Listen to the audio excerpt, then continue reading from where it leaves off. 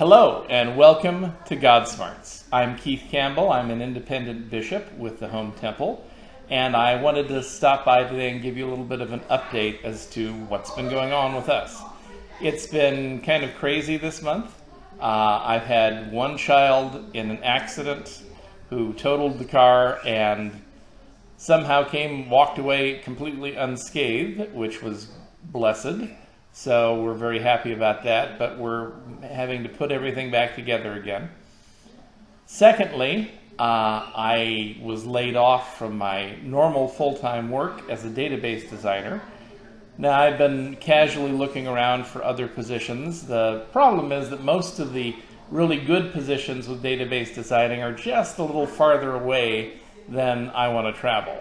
So I'm working on that.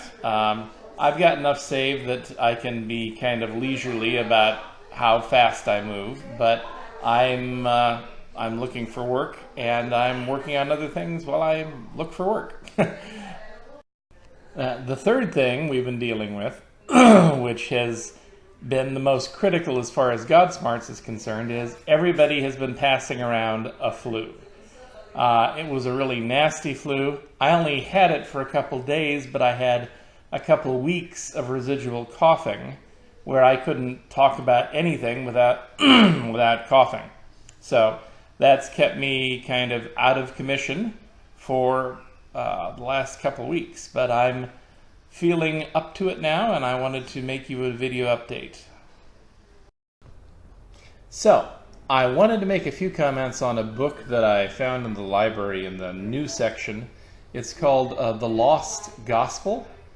It's by Simcha Jacobovici and Barry Wilson, and the subtitle here is Decoding the Ancient Text That Reveals Jesus' Marriage to Mary the Magdalene. So that's kind of a popular theme that we've seen before. Now, the key word in the text here is decoding, because as much as the authors would like to tell you that they're simply presenting history, what they're really doing is quite a massive amount of conjecture and guessing. The work that they start with is the history of Joseph and Asenath, who was his Egyptian wife. This is the Joseph who was sold into slavery by his brothers and figures prominently in the Old Testament. So the idea is that the story of Joseph and his wife Asenath is actually a hidden metaphor for a story that's really about Jesus and Mary Magdalene. Now, unfortunately, even if these authors are completely correct in their conjectures, all they've really proved is that there was a group of early Christians who believed that Jesus and Mary Magdalene were husband and wife. They haven't actually proven that Jesus and Mary Magdalene were husband and wife. So, considering all the questionable scholarship that's gone into the likes of books like the Da Vinci Code, it's understandable that people would be a little skeptical of the kind of conclusions and the kind of guessing that this book does. However, all those caveats in place now, I have to say that I'm fairly impressed with some of the guesswork that the Lost Gospel actually does. For example, we do know that that Joseph of Egypt was actually a symbol for the early Christians of Jesus. He was a forerunner of Jesus. And it seems very obvious that the story of Joseph and Asenath is much deeper in meaning than simply a dry old story out of the Old Testament.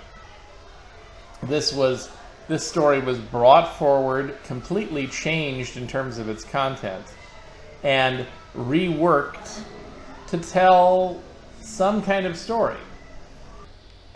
So let me give you an idea of how some of this works. For example, in Joseph and Asenath, Asenath has spent most of her young life in a tower, a special tower with special architecture, special design, but she's definitely the lady of the tower.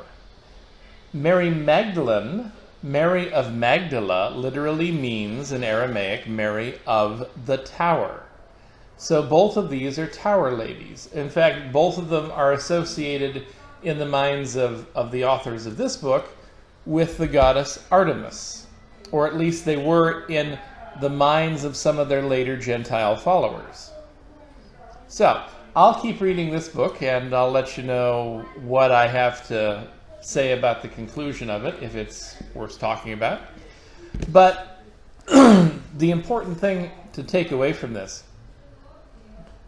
is that early Christianity was, if anything, much more diverse than any of the proto-orthodoxy that followed it. It was varied. It had many different takes on the message of Jesus.